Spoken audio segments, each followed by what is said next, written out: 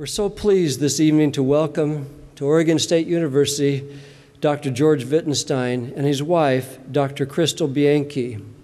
I've rarely met someone more broadly educated and interested than Dr. Wittenstein. He's licensed in cardiosurgery, vascular surgery, thoracic surgery, and pediatric surgery. He has a PhD in medicine, a PhD in psychotherapy, and he would have had a PhD in philosophy had not his supervising professor, also a member of the White Rose, been captured and killed by the Germans. Some years ago, in a BBC interview, famed Holocaust survivor Elie Wiesel was asked to explain how such a tragedy could have happened.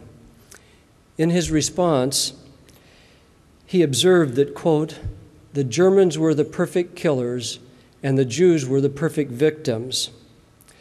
While Wiesel sought to explain the almost incomprehensible death machine of the Nazi dictatorship, we have learned that not all Jews were perfect victims.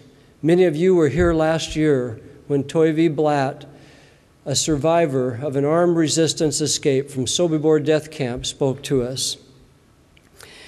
And this night, we have Dr. George Wittenstein, who represents the many Germans who were increasingly appalled by the horrors of the Hitler regime and sought to resist and overthrow a party which had led their beloved Germany down a path of degradation and shame. As a medical student at the University of Munich, Dr. Wittenstein and others formed a small resistance group that came to be known as the White Rose. When most of the key members were caught and killed by the Nazi army, Dr. Wittenstein was fighting, or volunteered to fight on the German front, a place that he could be safe from the Gestapo. While there, he treated wounded soldiers as a medic, and he smuggled their guns back to Munich, where Freedom Action Bavaria, or he assisted in smuggling the guns back to Munich, where Freedom Action Bavaria, another resistance group who saved the city of Munich, was headquartered. All of these events should have cost him his life, but through a series of events, he was preserved, and we are honored to hear him speak tonight about the dark days when opposition to the Nazi regime meant death for most of his associates. After the war in 1948, Dr. Wittenstein immigrated to the United States and has had a distinguished career as a practitioner and professor of surgery at the Universities of Colorado and Denver and California at Santa Barbara, where he and his wife, also a renowned medical professor, now reside. They are the parents of 4 children and 11 grandchildren. Please welcome Dr. George Wittenstein.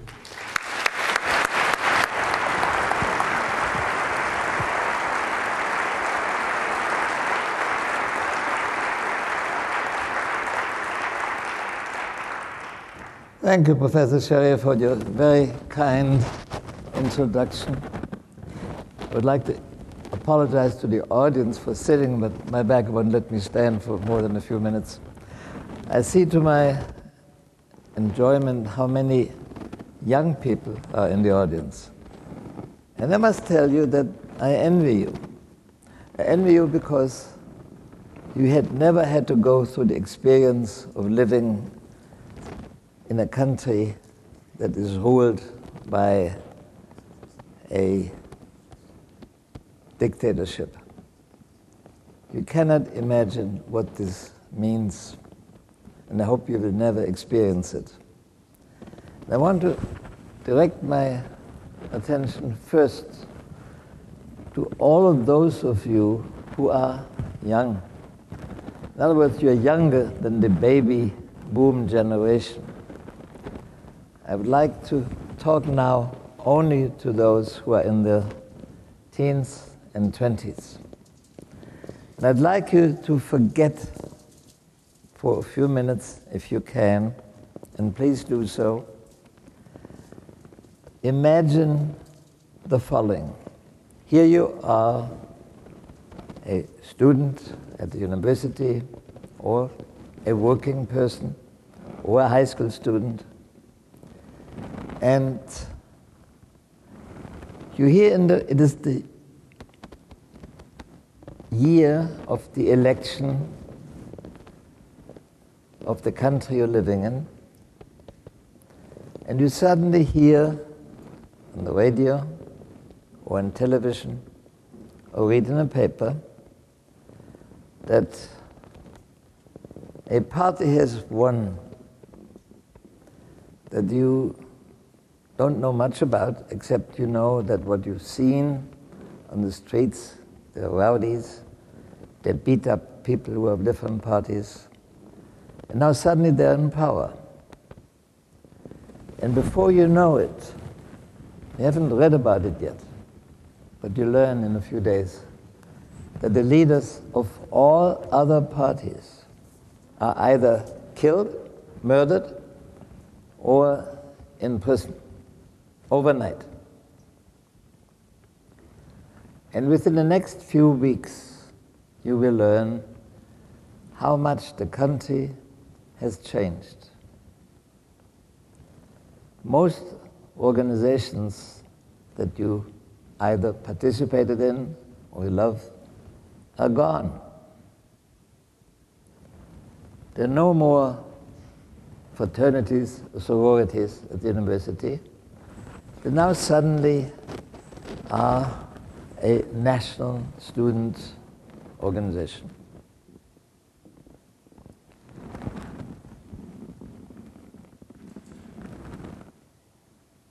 You suddenly in a country where it does not affect you, but those who come after you. Every child has to be in a youth organization. It's called the Hitler Youth. 2 years later, it will advance to even younger ones. And after so and so many years of Hitler Youth, until you reach K-12, you have to serve 6 months in forced labor service. There's no way out. You have to. Regardless whether you're male or female, regardless of what you want to do with your life, this is a must. So you live in a militarily organized barracks, digging ditches or whatever the units to which you are assigned do. If you want to go to university, you cannot unless you have served those 6 months. You can never, no university will let you register.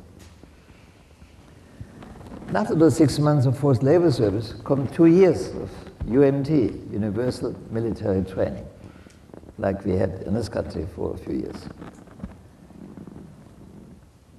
If you are lucky, you can postpone your training in the Army or Air Force or Navy for a year or two and could start your course of studies or training in whatever your future profession will be. But you don't know whether you may not be called out in the middle of this to serve your 2 years. You will soon learn how everything in life has changed. On Fridays, you have to eat, and your mother has to cook for you one dish, one pot dish called Einkopf. And the money that's saved by doing this will go to certain organizations.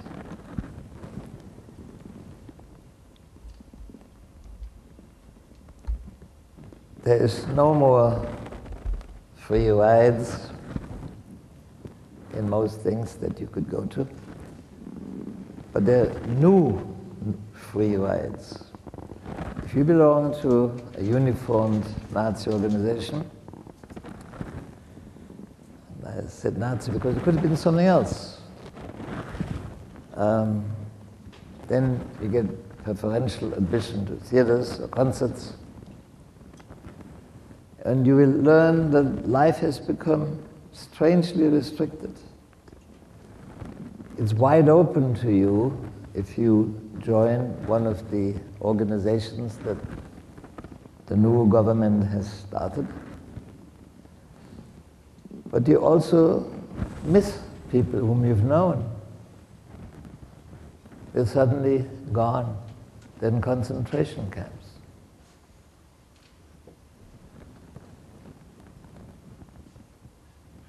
You will learn that the armed forces, for whom you have to give 2 years of your life, have changed dramatically. The leader of the party that won the election very cleverly changed the oath that any young soldier, future soldier, has to do when he's inducted. You no longer swear an oath that you will be living, working, fighting for your fatherland. No. You swore an oath on the one person who is at the zenith of that organization. He is called Führer. You realize that everything is in the hands of this party, because the party decides who is in the government and who the government is and what the government decides. And you pretty soon realize that there is absolutely no way out. There's no way to resist, because the government has the power to spy on everything you do. As a small child in school, you will be exhorted by the teachers to denounce your own parents if they say anything against the government.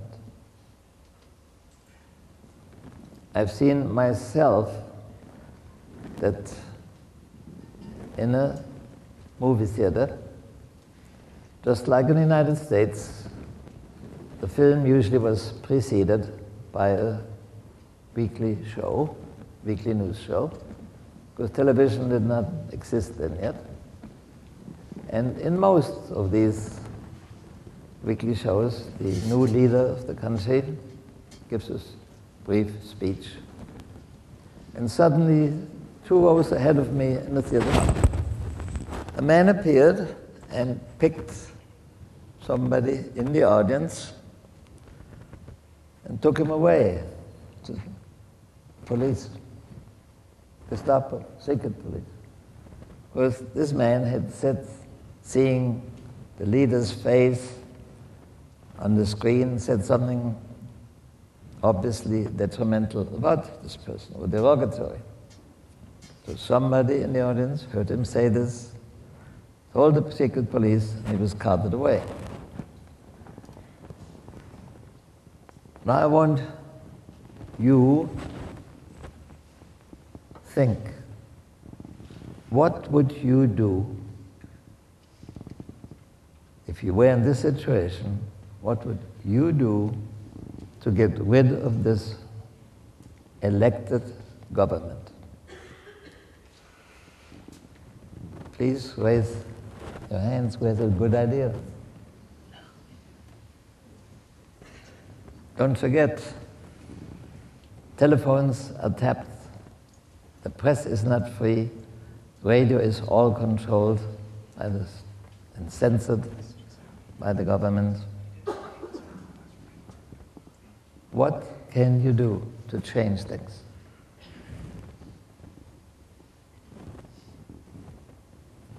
Please, I see a hand back there.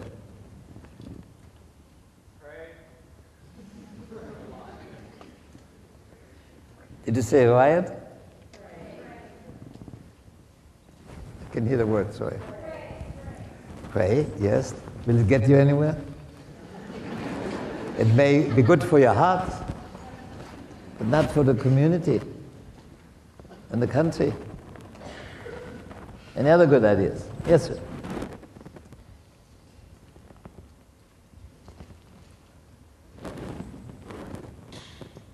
I mean, I don't see many hands. Would you all just give in and kowtow and hope and pray that miracles will happen and the country will go?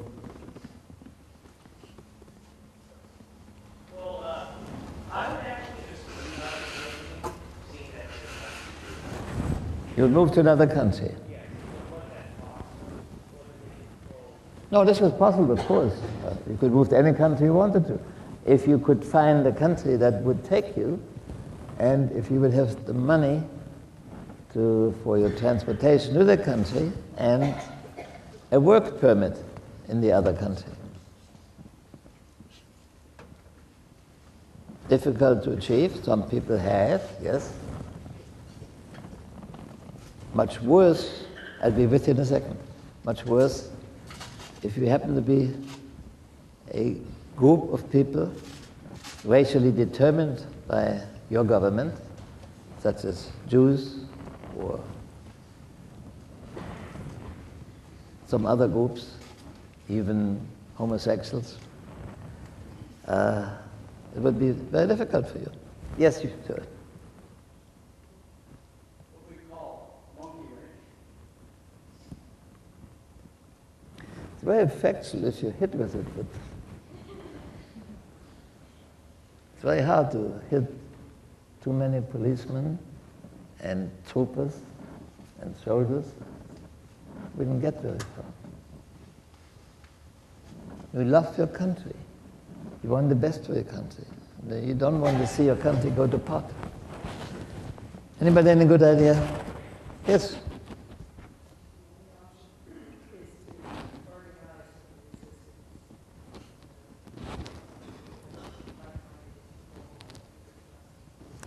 That's indeed a very good suggestion. What I did not mention is, I mentioned in passing, that the government census controls almost everything. So in order to organize a resistance movement, you need communication. And communication at that point was extremely difficult. You never knew whether your telephone was tapped. You never knew whether your mail was read. Communication was really only possible individually, two persons meeting, preferably somebody whom you knew, and about whose political leanings you happen to know, somebody whom you could trust. Because as I was trying to demonstrate with that poor guy who was arrested during a movie show,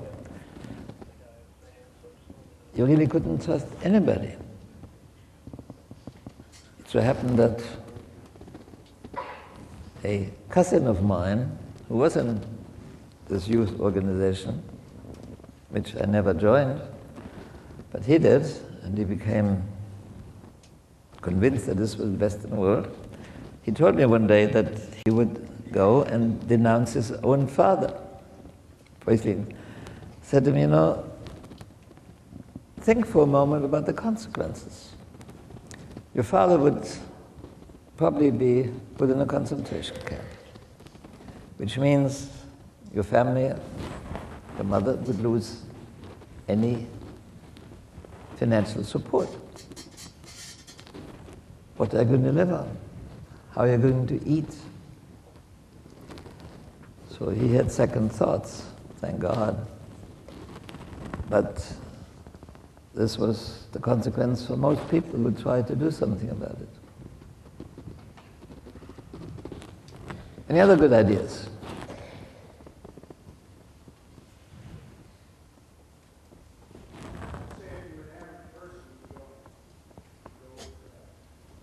You go to what?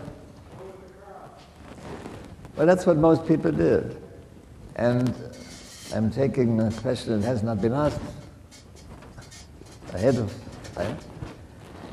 I've been asked many times, how come that so many professors and teachers at universities participated?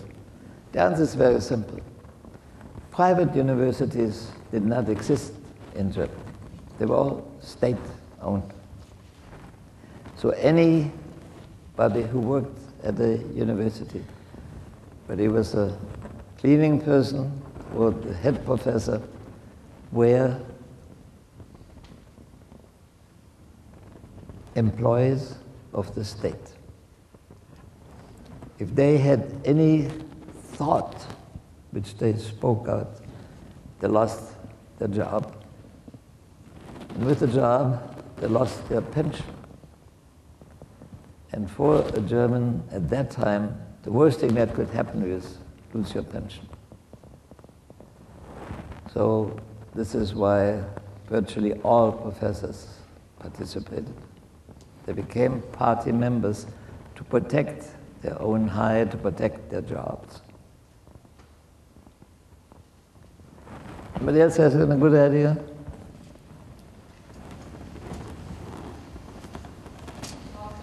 Religious figures, religious leaders, they have a pulpit, they can address their religious beliefs and they can persuade them. I didn't get everything you said, but it sounded like a good idea.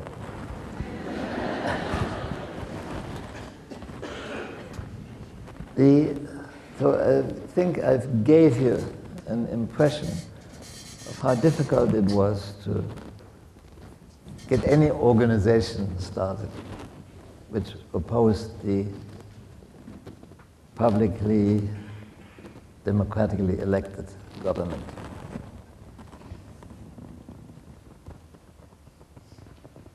Because the government now is all-powerful, and there's really nothing one could do single-handedly. The only true organization which could have done something were the armed forces.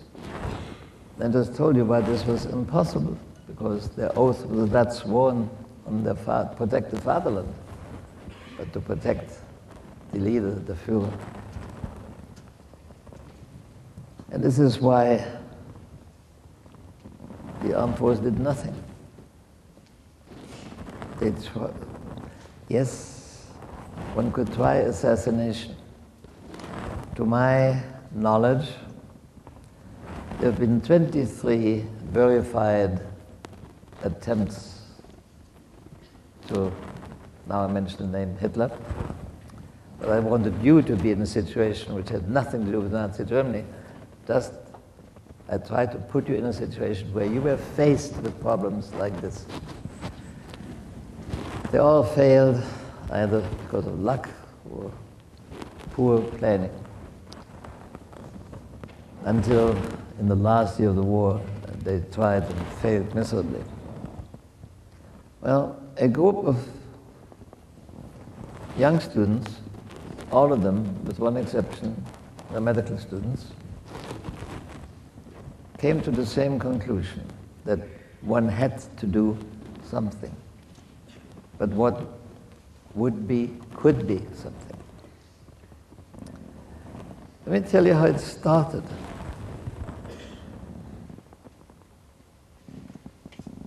I, like everybody else who wanted to pursue an academic career or go to university, had to sooner or later serve 2 years in the army. And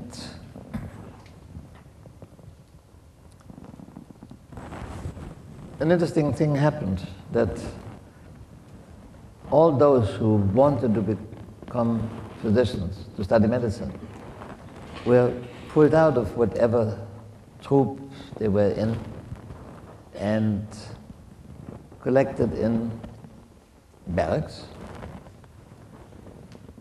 as future medical students, because the army, the armed forces needed physicians.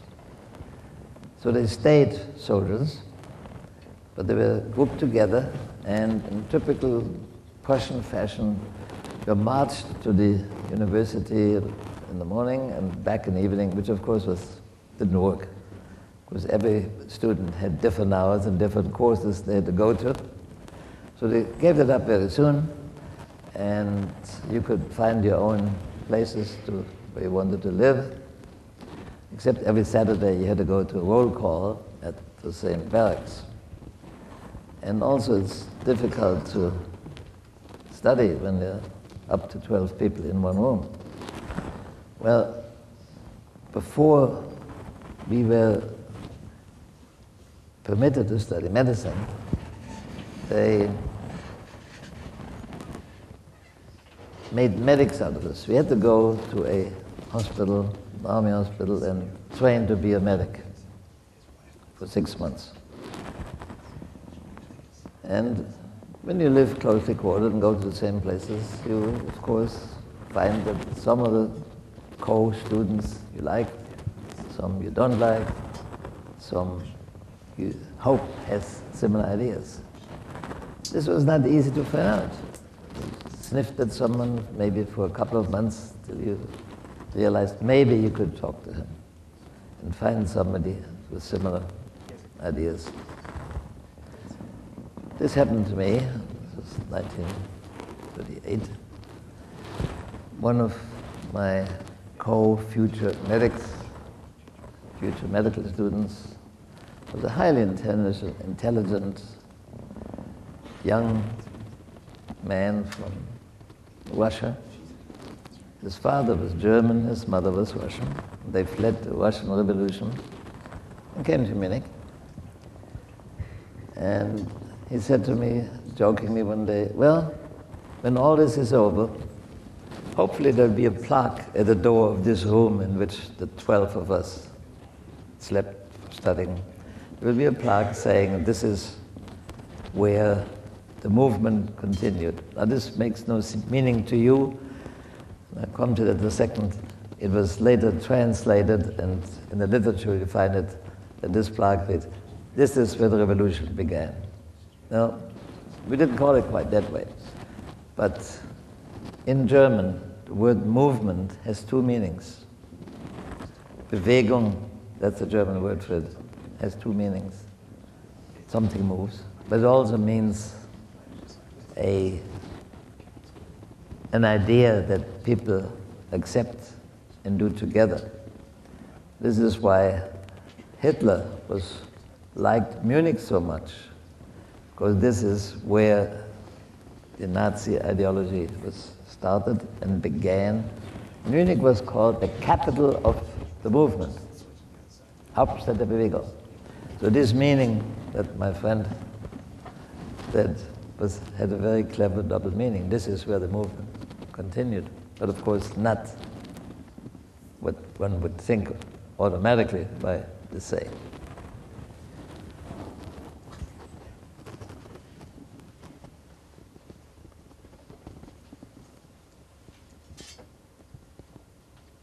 There were, and I'm trying to put away some misconceptions. The White Rose was not an organization. It was not where you got a membership card, a number.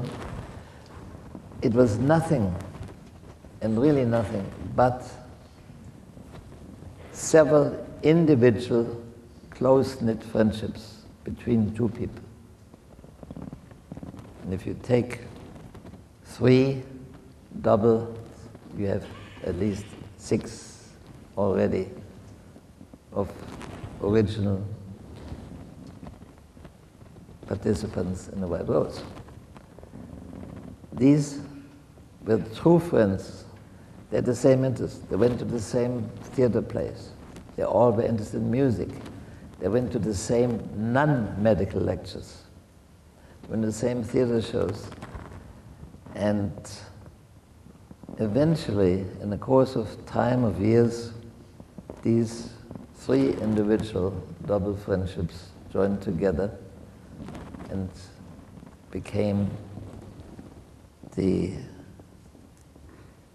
center, the root of what later was called the White Rose. And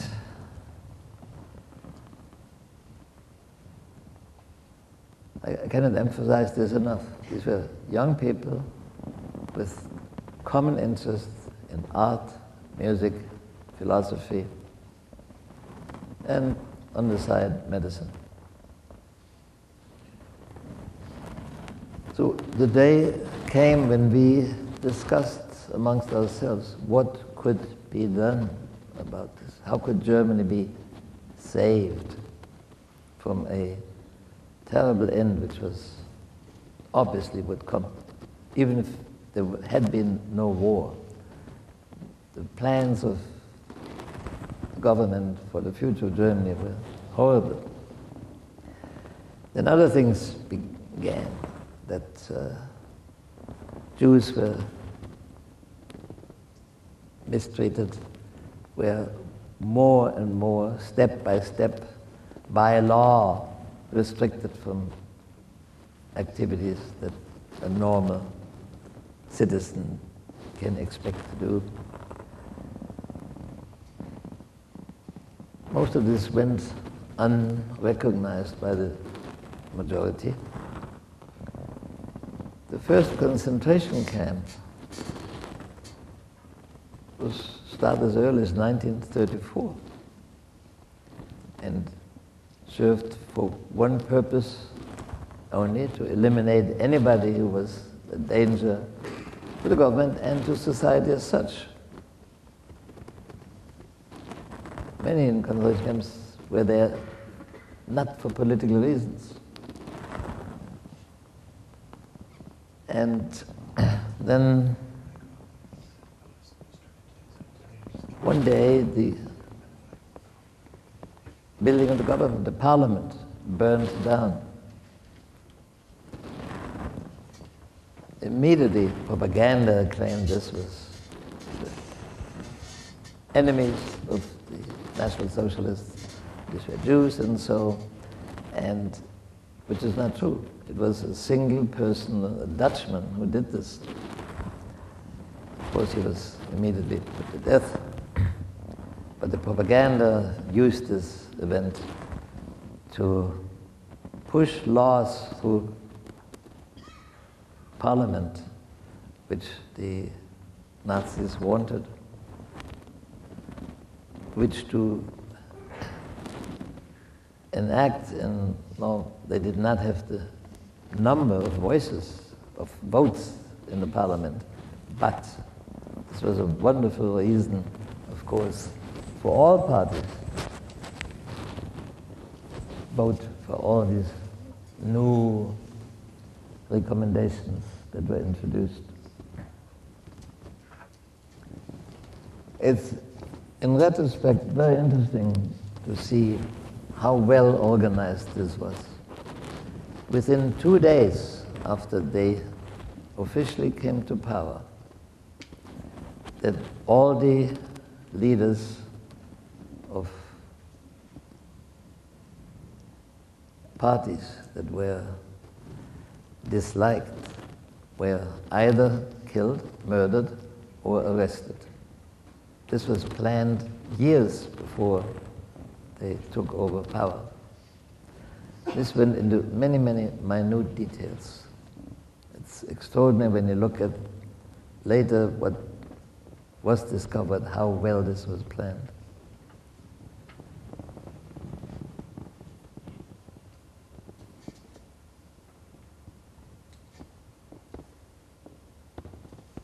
It became quite obvious to those who could think that this was a coming disaster for the country and its citizens.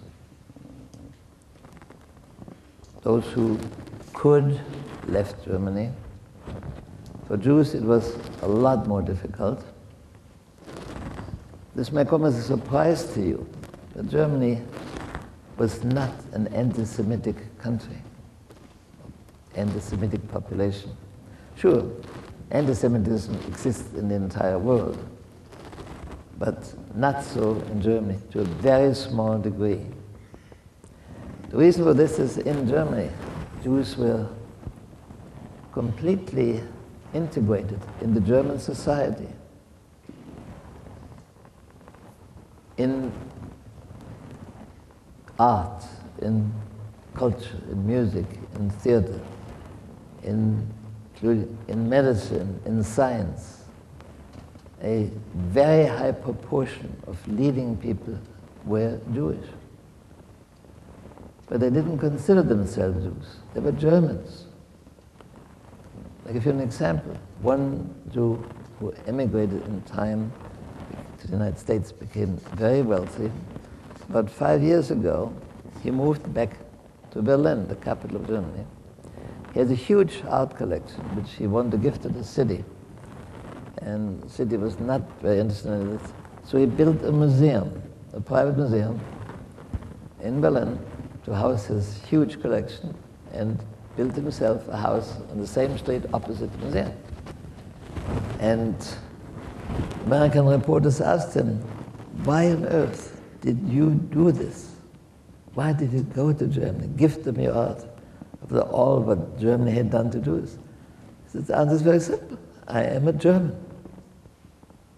This was the feeling of German Jews. And this went through all layers of society.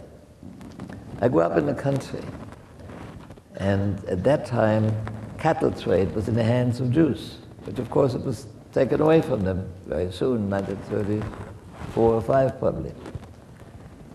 And when the peasants were asked, said, I wish we had our Jewish cattle trader back. At least he was honest. This was the feeling and sentiment through virtually all layers of society in Germany.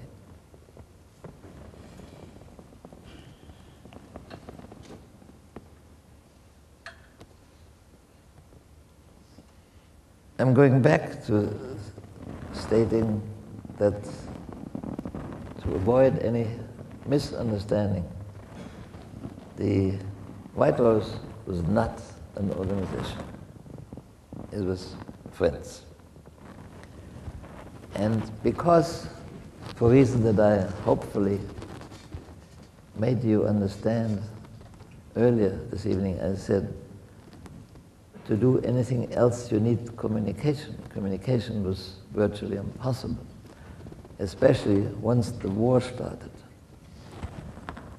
Each train was patrolled by standard, regular police and by secret and military police. So any male between the ages of 18 and 50 who traveled not in uniform and without official travel papers became immediately suspect of being AWOL. So another difficulty in communication.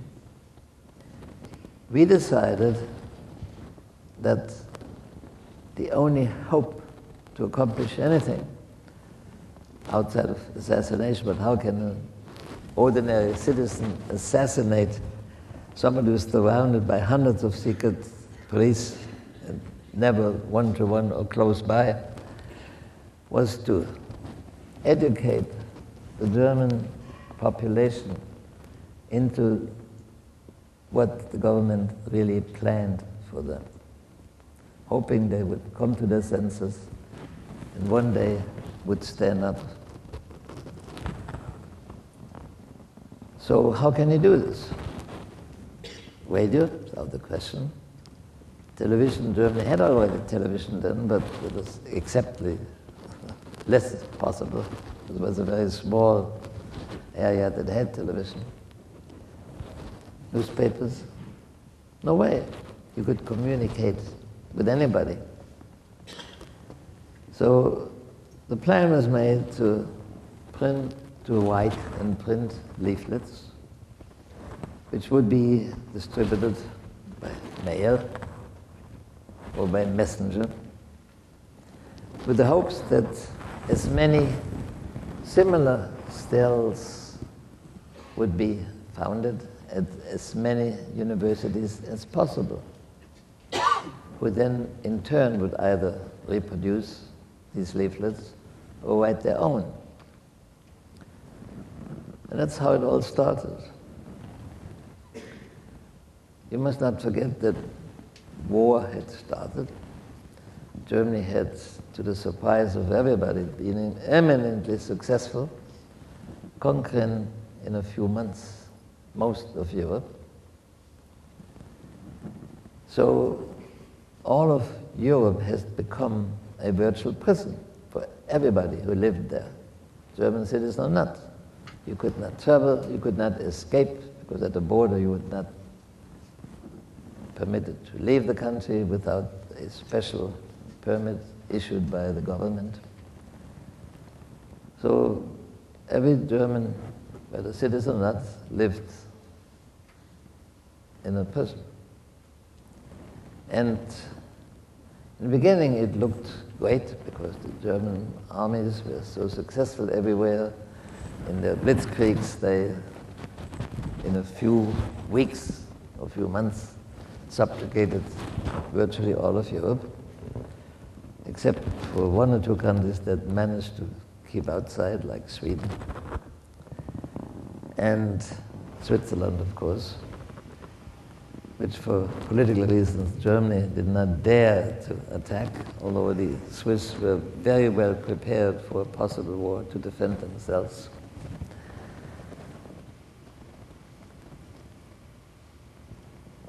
But there were problems that we didn't think of. This was war, everything controlled. You could not go in the store and buy a ream of paper. If you're lucky, you could buy maybe 100 sheets. Same thing, if you went to the post office to buy 100 stamps, you became immediately suspicious. Why would the average person need 100 stamps?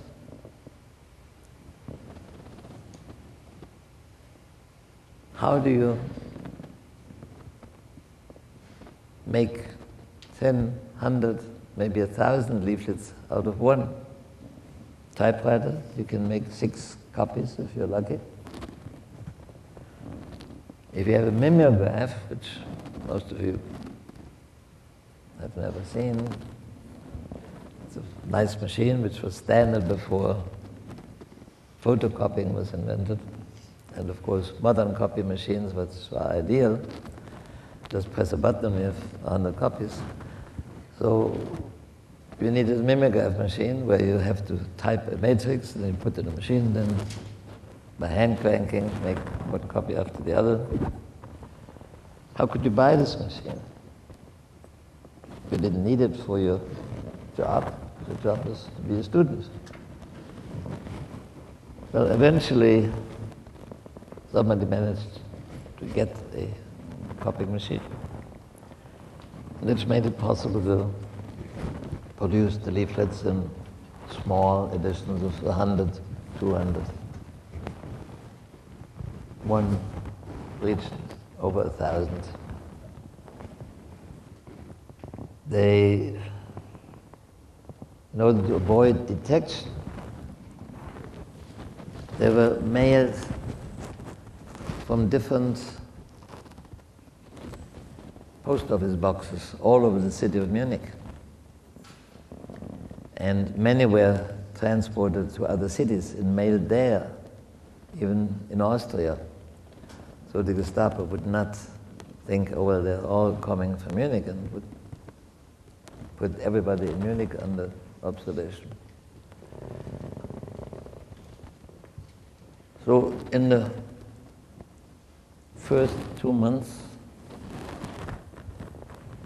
May and June, 5 leaflets were produced. Pardon me, 4. In rapid sequence and distributed. Then the government was faced with an odd problem, namely, in summer are 3 months of vacation at universities. So the people in power found themselves suddenly with thousands of medical students in uniform, except for the female students, and 3 months in the summer without anything to do.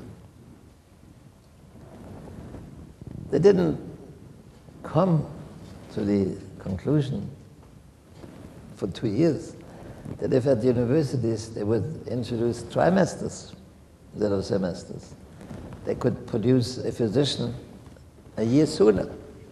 And they need physicians badly. Not in 1944 did they change the system. So what to do with thousands of medical students in uniform? Well, it came to the great idea to ship us all to Russia as medics. And incredible waste of time and money and material. And it was for most of us an interesting experience, harrowing in many ways.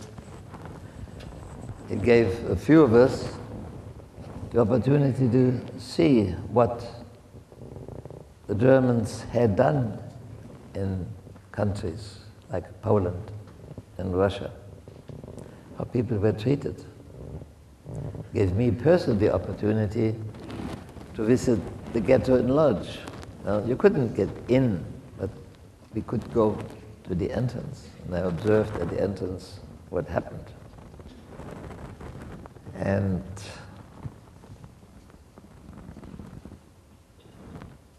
you will see this later in photo. The male people who were incarcerated in the ghetto, who could work, were permitted to work in factories or so in Lodz, and had to come back, of course, in the camp at night. If they were lucky, they could scrounge some food during the day and bring it in a sack on their back. And they were checked at the entrance. If they had anything in their sack, which the authorities didn't like, they threw it out or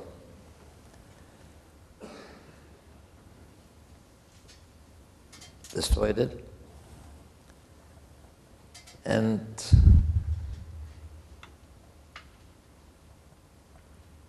interesting enough, the ghetto was guarded by Ukrainians. Ukraine was a Russian province that was favored by Germans because they were anti-Russian, naturally, because what the Russians had done to them. So there were thousands of Ukrainians in German uniforms fighting the Russians. And I got a lot of information from some of them. One Ukrainian officer told me he'd been here in Poland only a few days, that he was stationed in Lithuania, and that his troops helped to eliminate 21,000 Lithuanian Jews.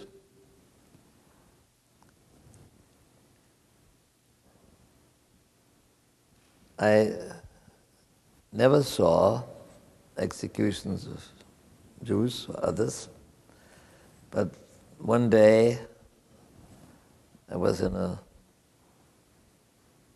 ambulance, came through a forest in Russia. We were stopped, and there came a column of trucks full of people, disappeared in the forest. Then we heard shooting, and the trucks came back empty. It was obvious to me what was going on. These were mass executions of probably Jews, or maybe some Russians that fought against the Germans.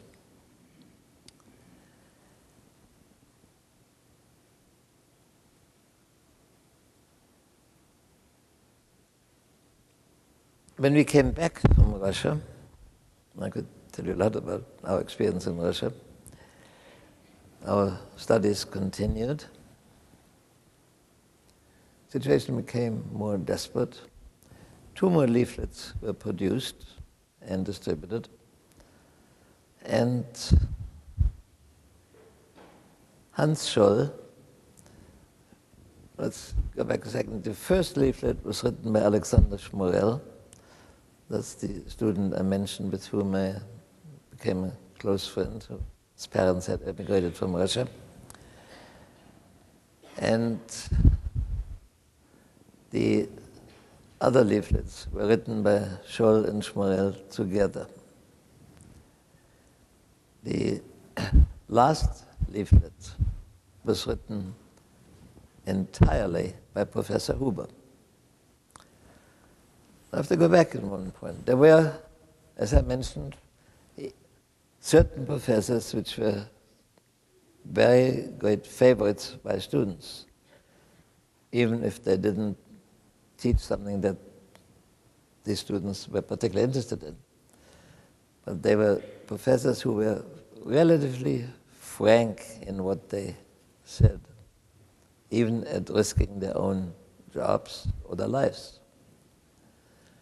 Like, I'll never forget how Professor Huber, in one of his lectures, started a lecture about Heinrich Heine, one of the greatest German poets. But unfortunately, even though he lived 150 years ago, he was a Jew. So you couldn't even mention the name Heine in Nazi Germany. This professor began a lecture, full-hour lecture on Heine, one of these terrible, distasteful Jews, who horrible Heine was, and how bad his poems were. At the end of his lecture, Heine was one of the greatest German poets. It was incredibly well done.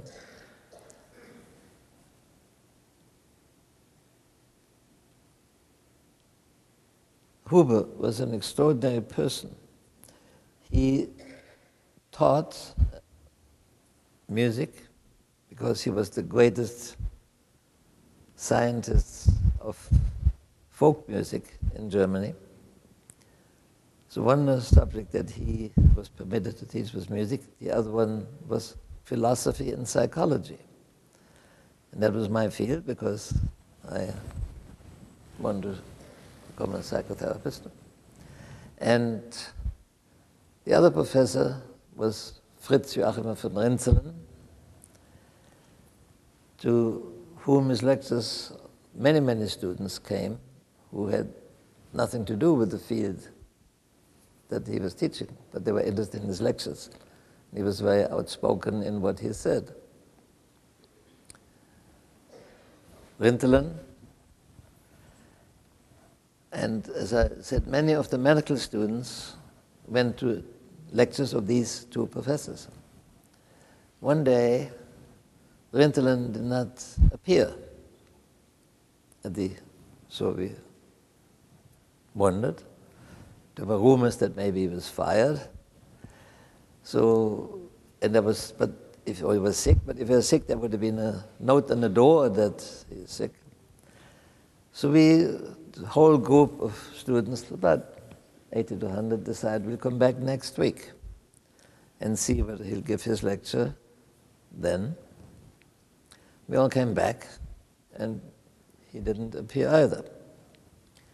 So a young painter, a friend of mine, and I persuaded the whole group of students to go to the president of the university and demand an explanation, which we did.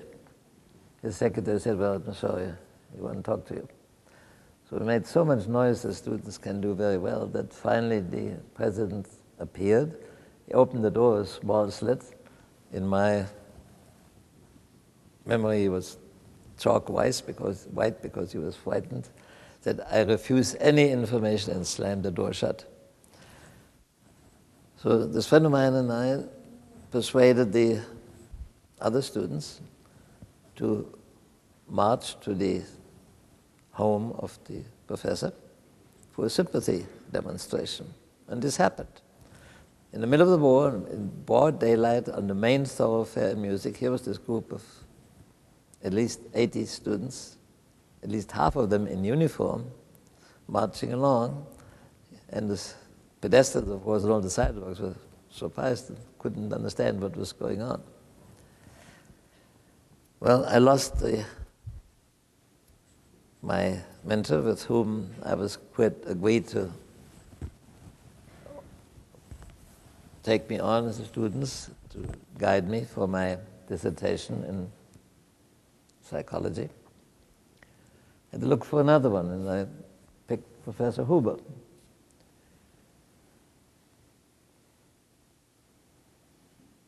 And he graciously accepted me.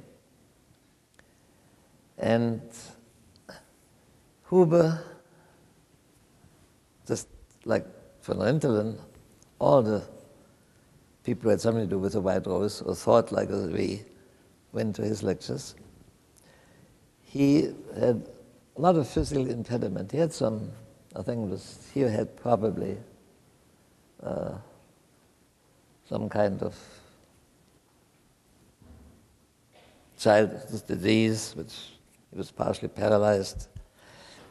When he spoke, it was difficult for him to speak. And when he was carried away, when he was said something, then his speech suddenly became clear and easily understandable and wonderful speech. And he was totally transformed when he really liked, when he was interested in what he was talking about. And we took Professor Huber into told him our secret plans, and he participated to many evenings where plans were discussed, what do we do next, what do we do best, and so on. And he wrote a draft for a leaflet, which was the last leaflet that was printed and distributed. And if you look at the leaflets, if you read all 6, the last 2 are completely different from the first 4. I said to Hans Scholl, look, we can't go on like this. It's wonderful and nice to print leaflets that extol Nietzsche and Plato and all the famous philosophers. That's not good enough. The situation is that bad in Germany, that dire, that we have to ask now for resistance. Preferably not only passive, but also active resistance. And I learned later that Professor Huber gave him the same opinion. And the last 2 leaflets were completely different in tone and character and content.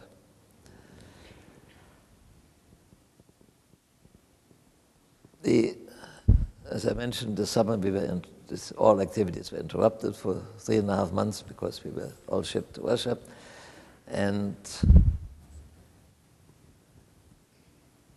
then something terrible happened. Hans Scholl had told us that he had planned to maybe one day distribute leaflets inside universities. And we all told him, this is crazy, too risky. We can't do it and shouldn't do it. One day, he and his sister decided they would do it without telling anybody else. And after, so Hans and Sophie, what they used this golden hour in universities, German universities. All lectures begin 15 minutes after the full time, and nobody during the next 45 minutes enters or leaves the lecture room. They had 50 minutes during which they could, 45 minutes during which they could act. And they took a suitcase with them full of leaflets, put the stack in front at the entrance door to every lecture room. Then they left the building. And outside, it dawned on them, my God, we have some leaflets left. They went back. And up to the university has a huge atrium. Went up to the top floor, and in a spontaneously sense of urgency and joy, Sophie threw a whole stack of leaflets down into the atrium. On the ground floor stood the chief janitor of the university, who happened to see him and went up and arrested Hans Scholl. Now, to me, the mystery begins, which will never be solved. First of all, we had an agreement that if anybody was under suspicion of being arrested, he would try to make it to a place that my family owned in the country. It was an old ruin of an old castle and a huge house where one could easily, and this happened, my mother did this a number of times, hide some people before one had the opportunity to smuggle them out of the country. And Hans Scholl was a young, athletic man. He could have knocked down this janitor and run away with his sister, hidden somewhere during the day, and at night with a bicycle make it to our place where they would have been safe. They never did. The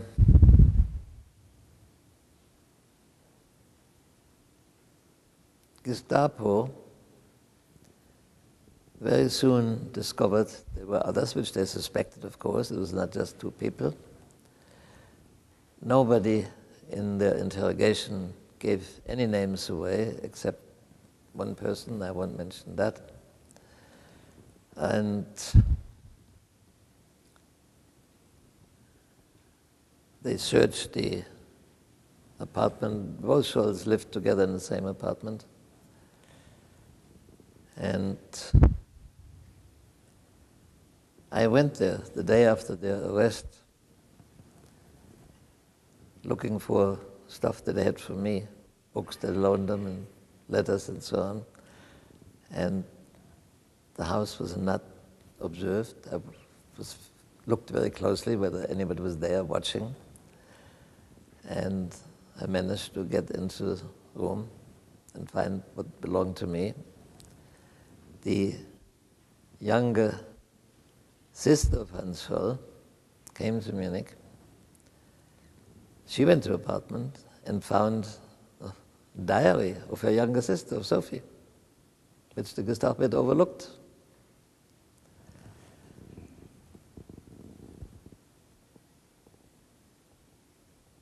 I forgot to mention that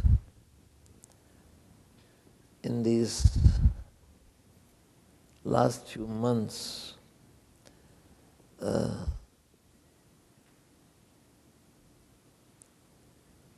I did mention that the leaflets changed in their makeup in what was suggested. And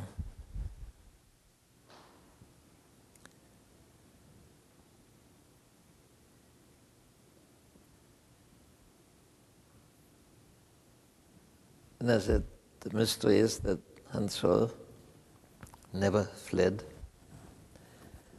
Alexander Schmorell did try to flee. He did not try to make it to our home. And my wife and I found out only a few years ago, talking to Alexander Schmorell's girlfriend, who solved the mystery to us. He had come to her, burned his uniform in the boiler for the central heat in the building, He told her he was trying to flee to Russia or to Switzerland.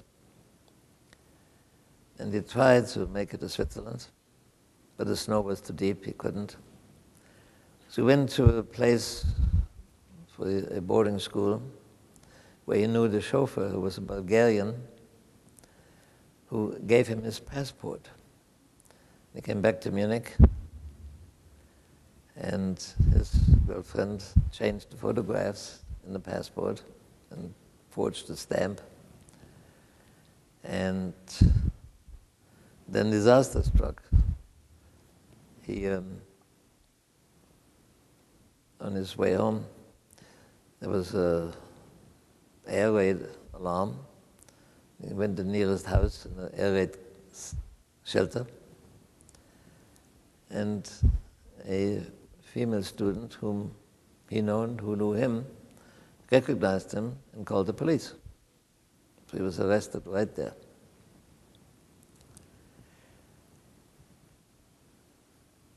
The most tragic thing is Christoph Probst, who was, of all the people in the White House, my closest friend. He was the only one who was married. He had 2 children. The third one was born while he was in prison. The Gestapo could never have in any way connected him to the White Rose, because he no longer studied in Munich. He now was in Salzburg, in another country, in Austria, and far removed from Munich. But he had penciled a draft for another leaflet. When Hans was arrested on the gallery in the university, he had this leaflet in his breast pocket. So of course the Gestapo got hold of that, compared the handwriting, had a professor of handwriting expertise, compare this with other letters that they found. So his arrest was unpreventable because nobody knew about this. Nobody would think that he would ever be brought in a connection with the White House.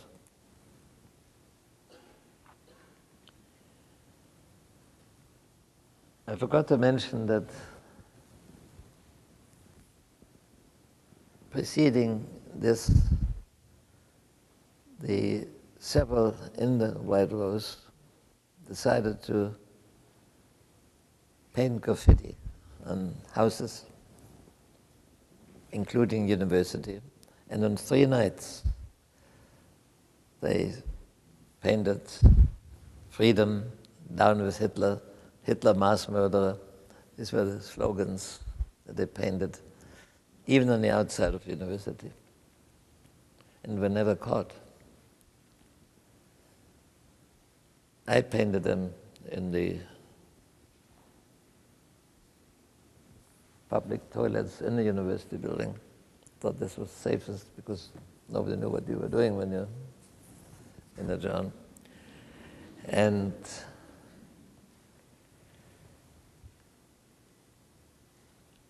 they never found out who did the paintings. They were accused of it in the trial.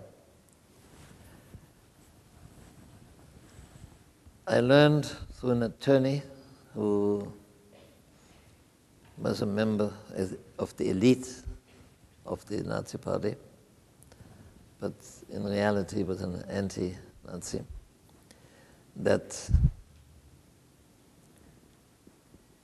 the Gestapo was on my trail, and he helped me in an incident that would go into many details, would take up too much time, how I avoided severe consequences. She denounced me at the Gestapo, and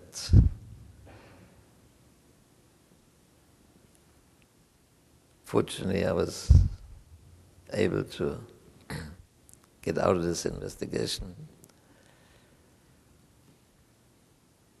without going into too many details here. The Gestapo then turned the documents over to the army, and about 8 months later I faced a court-martial, which was not much pressure. I had, as a matter of fact, it was worse than the Gestapo interrogation. By law, Gestapo did not have the right to arrest members of the armed forces. In the case of the White Rose, they did. Another case where they did too. The commander of our unit of student company, I don't know whether he was a Nazi or not, but to him, I know he was madder than hell, that Gestapo had arrested a soldier to which they did not have the right.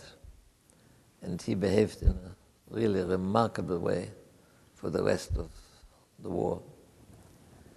He tried to protect anybody he could in his company. As a matter of fact, when a good friend of ours was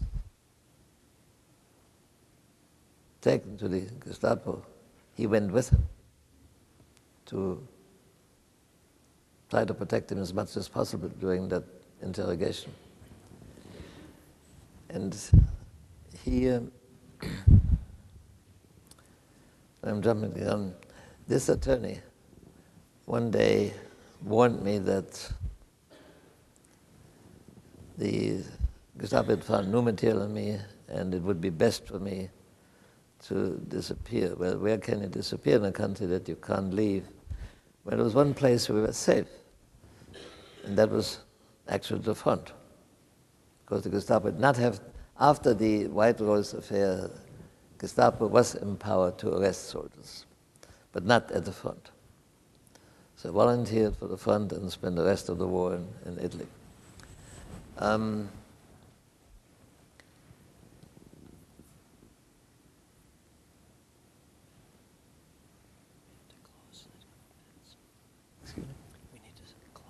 I will hurry, there's not much more to say, except I leave as much time that you want for questions and answers.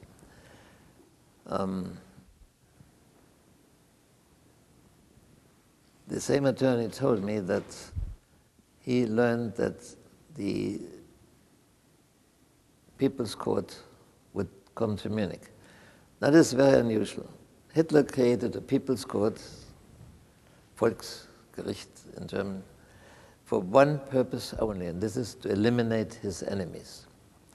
And if you see that film tomorrow, you will see how this court handled matters.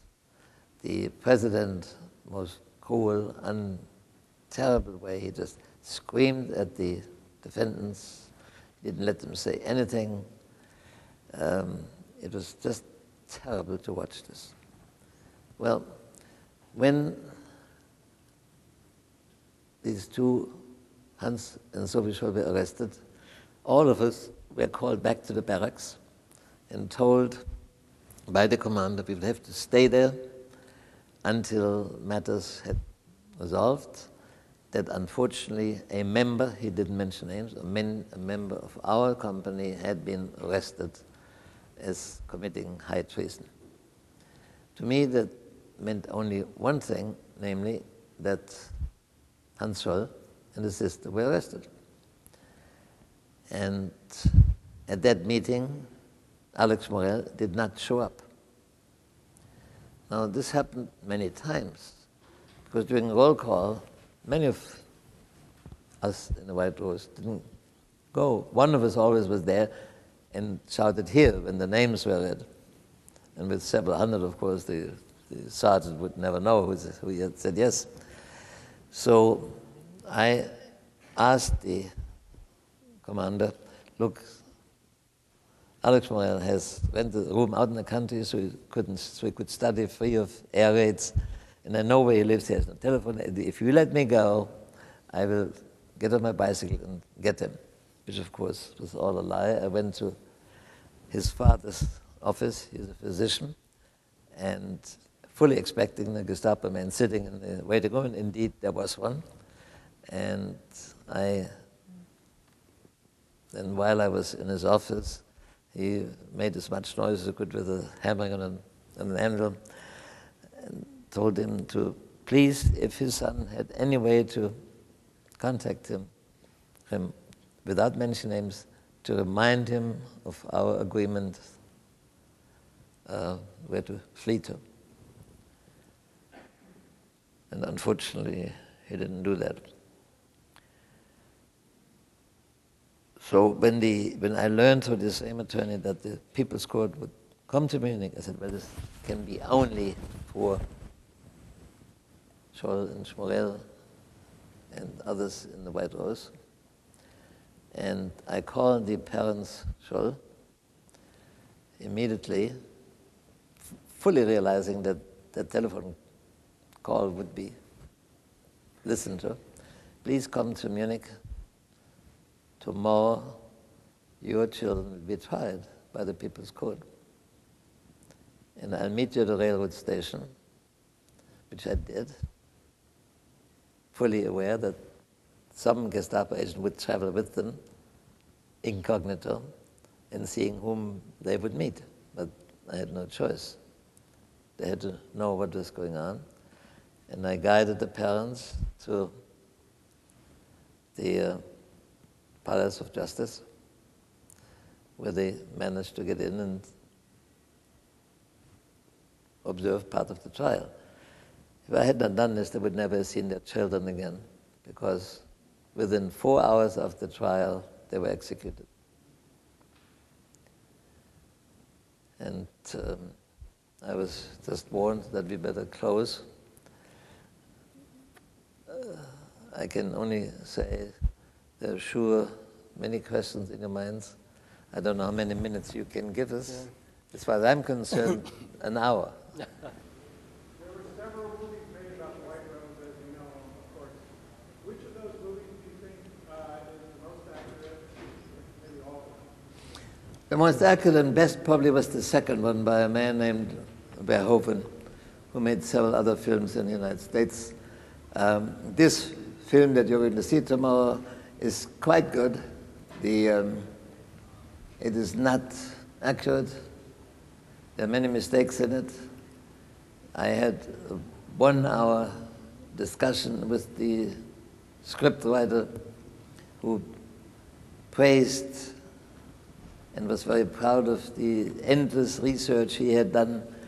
And he wrote a book about that film, and it was sold when the film was shown. And I can assure you that most of his research is either not correct or wrongly interpreted.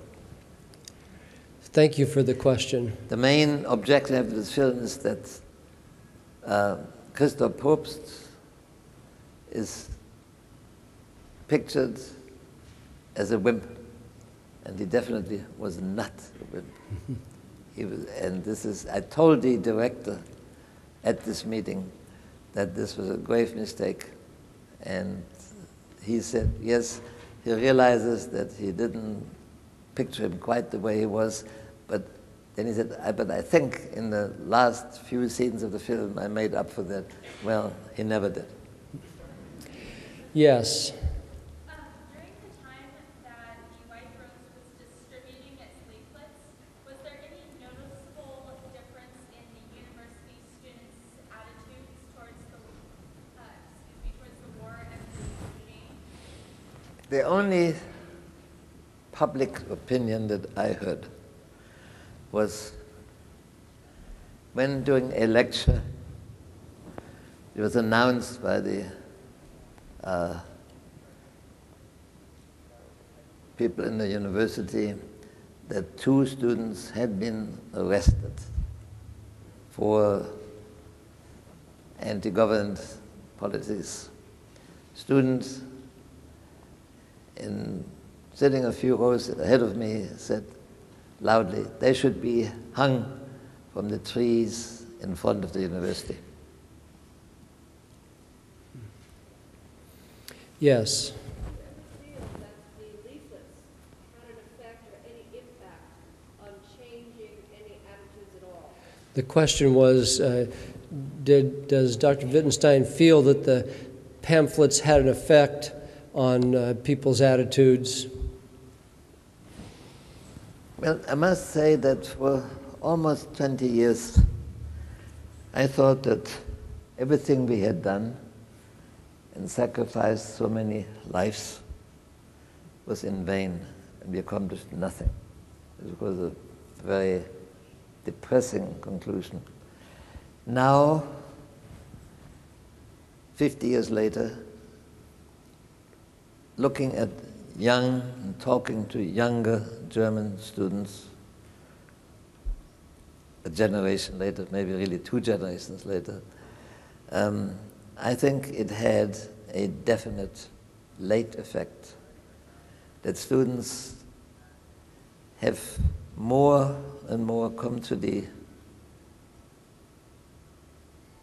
conclusion how important it is for a person, for an individual, to stand up for your own opinion, to live your convictions, regardless of the consequences, which is a very un-German attitude, because ever since the 18th century, and especially under Bismarck, the 19th century, late 18th century, 19th century, Germans were drilled from early childhood on to, if somebody whistles, then you stand still and obey. And that has, thank God, has almost completely disappeared. Yes, we'll take a couple more questions, sir. You mentioned the near impossibility of communication, but were you aware of any other resistance groups in Germany or Europe? For those in the back, the question is, if communication was so difficult, were they aware of other resistance groups that were operating in Germany? We were not, except for a small group of military people who had given some plans to post-war Germany. They were all connected loosely with the 20th of July movement of the generals and so on who were executed. We had a connection with them. This group had planned to have a man by the name of Goerdeler, the new Chancellor of Germany, and we had a loose connection to them, which all came to naught, of course.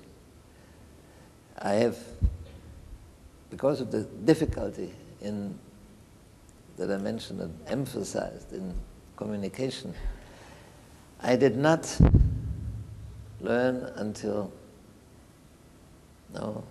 maybe 20 years ago, when a Jewish temple in a synagogue in Santa Barbara showed a map, which is still there on the wall, showing all places in Germany where there was a resistance movement, or resistance group, over 300. None of them knew of each other because of the problem of communication. Excellent And question. much more, as I should have said, Professor Cater at the University of Toronto has done extensive research on youth under Hitler, and the title of the book is Hitler Jugend, Hitler's Youth.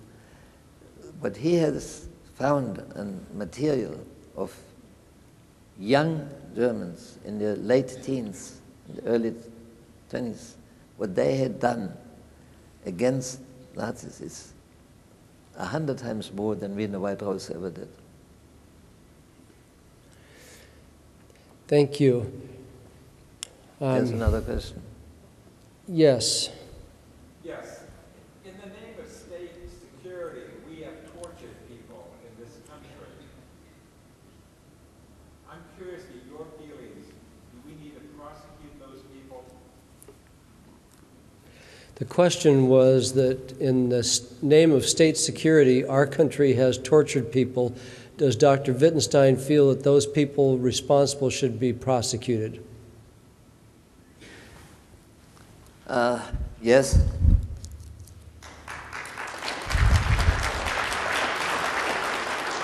Now, I have to add something, though.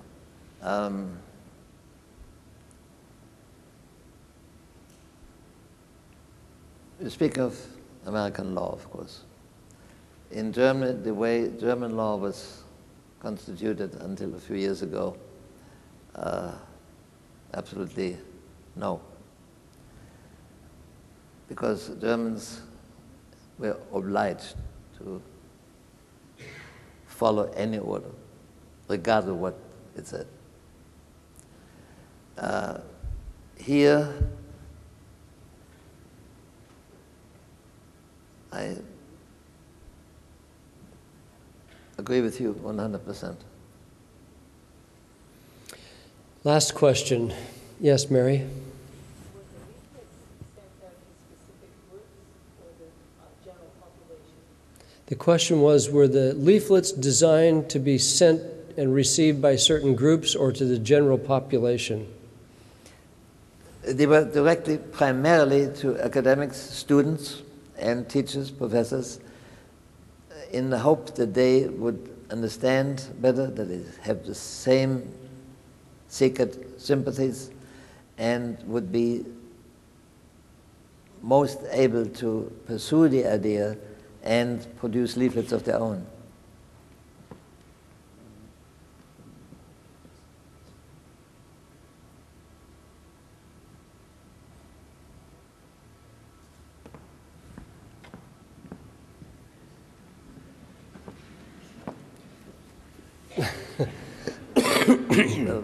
They're trying to get the pictures up on the screen, so let's take another question. Yes, ma'am. Sir. Yes, ma'am. Sir. Sorry. And I don't have my glasses on either. Do you believe, in looking back at the time of the White Rose, or do you regret any of the actions you have done, or would you have done anything differently to go back? Again, for those in the back who can't hear the questions directed to the front, the question was, does Dr. Wittenstein regret any of his actions regarding the White Rose or other resistance activities? Or I want to go more on the aspect of, would he have done anything differently? Excuse me. Would he have done something differently than he did? No, I have no regrets what we did. I have some regrets about some actions that some of my friends did which were unnecessary and endangered their lives and eventually cost them their lives. These were avoidable. But I personally would not do anything differently today or tomorrow.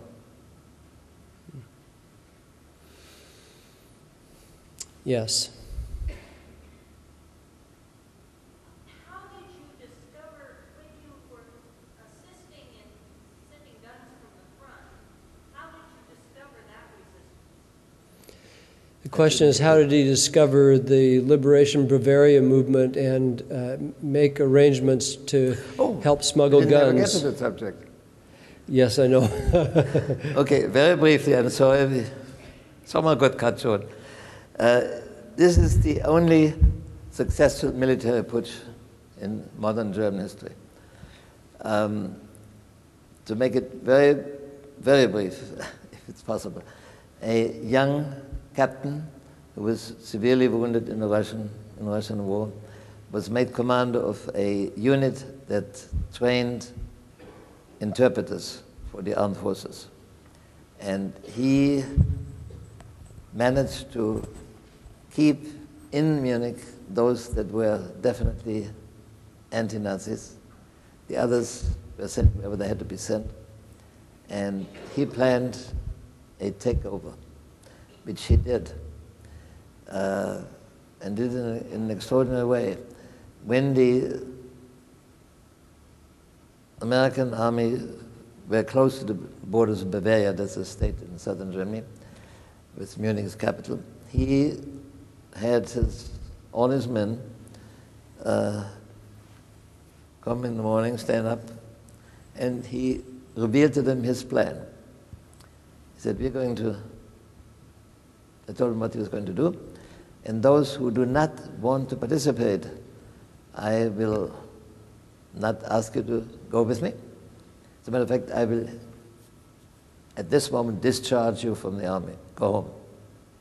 Not a single person did that. They all went with him.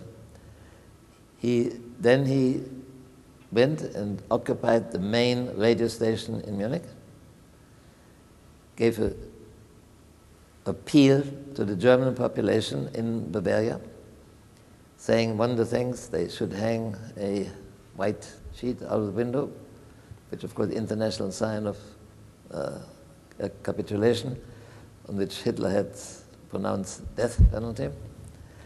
Hitler had ordered all citizens of Munich to fight to the last man, to destroy everything. Dr. Gerngos, the name of this officer, said in his appeal to the people of Munich, take prisoner of as many Nazis as you can. If you cannot do this, write down their names so they will not be forgotten. They went out and removed the mines in all the bridges. Not a single bridge in Munich was destroyed. Many people were indeed, big Nazis were arrested. There were gunfights. A total of almost 60 people on both sides died. He had won over a commander of a tank battalion. So it was an amazing undertaking. And Munich was saved from total destruction.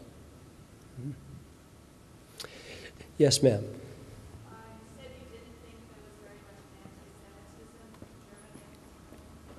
How can you explain what happened as a result of the action? The question is, you mentioned that there was little anti-Semitism in Germany before the Nazis took over. How do you explain the extraordinary anti-Semitism of the party? How to explain anti-Semitism? The anti-Semitism that took over Germany when there wasn't much anti-Semitism before. What was Hitler doing? He was, for a political party to come to power, they need a scapegoat. Because some of the other parties did very well. And what most people in this hall probably don't know, that before 1932, Germany had an amazingly talented German foreign minister by the name of Stresemann. And he had achieved single-handedly that the Allies were seriously considering returning the German colonies in Africa to Germany. So Germany was on the best way to become integrated in a modern Europe. As a matter of fact, there was an organization called Pan-Europa, which means Pan-Europe, started by an Austrian count. And of all parties that existed, it was a party that was supranational. Members of any state in Europe were members. As a matter of fact, the total number of members of the idea of Pan-Europe exceeded the number of all communists, which were the largest parties in Europe in the 30s, which is now, 50 years later, finally with United Europe has come about in a very cumbersome way. I mentioned two professors that students went to because of their really hidden political opinions. This, the first one I mentioned, is Professor Fritz Joachim von Rinteln, who was in 1940 already removed from his chair and reinstated in a different university by the Americans after the war. This is how he looked a few years before his death. Same person, good friend of mine. This is the young painter student I mentioned. He and I together organized this sympathy march of students after von Rinteln was deposed. This is a picture of young Professor Huber, And this is when he is in his last year of life. This picture you've probably seen. This is the most famous of all pictures of the White Rose.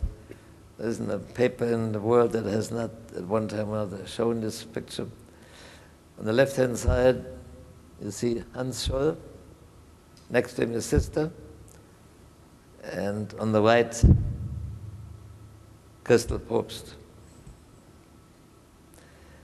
This is saying goodbye at the railroad station in Munich on our way to Russia. And people that you can see on the left-hand side, facing the camera, is a young student by name Furtwängler. He was a close friend of almost all of us in the White Rose, but he did not know what we were doing. He was the one who was interrogated by the Gestapo, and where our commander went with him to protect him. The next one is Hans Scholl. The one turning over is another student in the student company who had nothing to do with it, but he just happened to be there. On the right, with his halfback, with his Alexander Schmorell, and at the gate is Sophie Scholl. It was on the morning we were leaving for Russia. This is the best picture I have of Christel Probst in a lecture room, smoking a pipe. This is Alex Schmorell. This is Willy Graf, whom I have not mentioned, because he really came to the White Rose very, very late, just before we went to Russia. He had bad luck. He was not transferred from the troop to a student company. So he fought the war as a fighting soldier in the West and later even in Poland. And only in 1944 was he transferred to our student company. He was very serious. He was probably, of all that I know of associated with White Rose, the one who was most clearly thinking, most incorrupt in any way. As a young student, high school student, he had a little book in which he had all the men students in his class by name. He crossed out their names of anyone who joined the Hitler Youth. This is later, a few years later, in the army, when he really was a fighting soldier, both in West and East Germany. This is a picture at the ghetto, end of the ghetto. And you see this one officer standing alone in the center with his back. But you can see that huge horsewhip that he used to beat any returning Jew returning from work, just at his pleasure whenever he wanted to do this. The other officer center is here. He's kicking a Jew in the behind. Any Jew coming by whose looks he didn't like, or when they carried something in the hassle, he kicked. This is a plaque put on a house in Vyazma, a town 60 miles away from Moscow. This is as far as Napoleon got. And in memory of this event, the Germans put up the sign that Napoleon lived in this house in the year 1812. Well, none of the people who did this realized how ironic this whole thing was. Because the Germans never got any farther than Napoleon did. So I don't know what they memorized. This is, in the few times we had a chance to get clean, we used wash basins. As war got worse, this was the ambulance we had at the hospital I worked in, the last hospital I worked in the same city. Yes, the hospital had one or two motor-driven ambulance, which did not, most of the time, did not run because no gas. And it got so bad that in Italy, Germans didn't have any gas for their tanks. So in Italy, what they did, they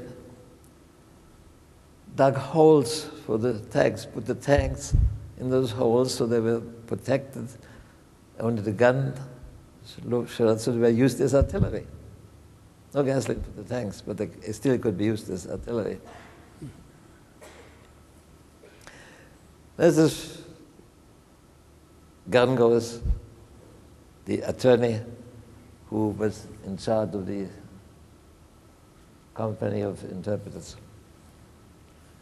And this is Garngos a month before he died.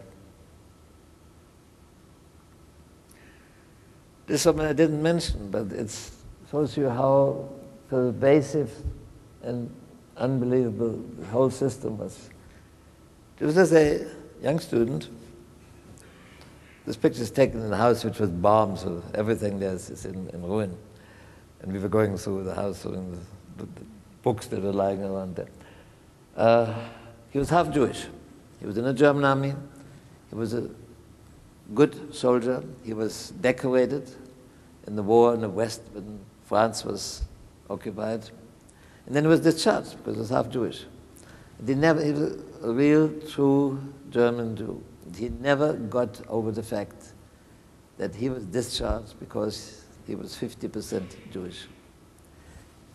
And he became the most rabid anti-Nazi that I ever knew personally.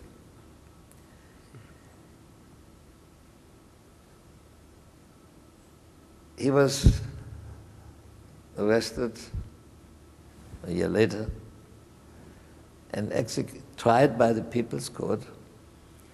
And the main reason for his death sentence by the court was that he collected money for the widow Huber.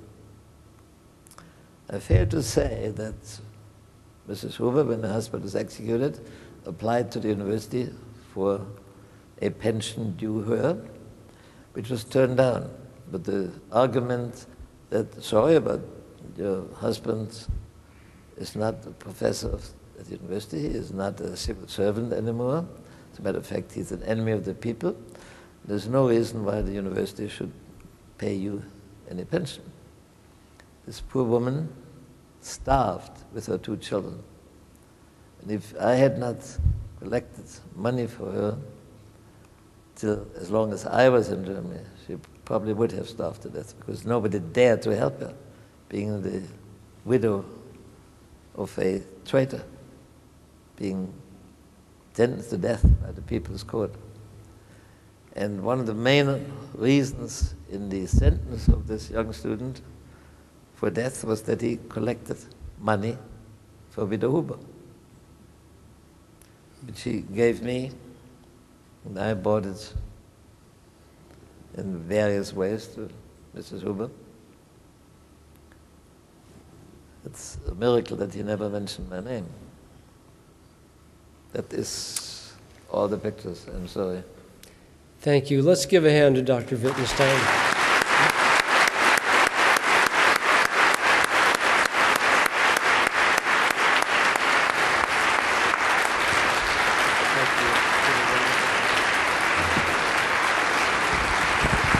But thanks for your patience to listen.